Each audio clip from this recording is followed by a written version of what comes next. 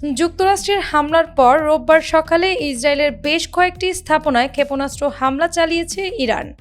এর মধ্যে ইসরায়েলের বেন গুরিয়ন আন্তর্জাতিক বিমানবন্দরও রয়েছে।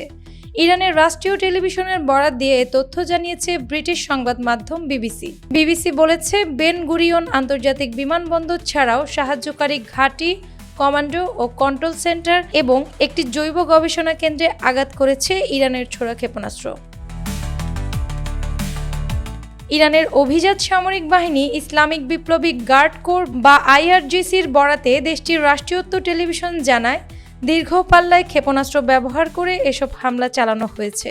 ইসরায়েলের জরুরি পরিষেবার একজন মুখপাত্র জানান, ইরানের ছোড়া ক্ষেপণাস্ত্র রাজধানী তেল আবিব সহ অন্তত 10টি জায়গায় আঘাত হেনেছে। এতে অন্তত 16 জন আহত হয়েছেন। তাদের চিকিৎসা দেওয়া হচ্ছে।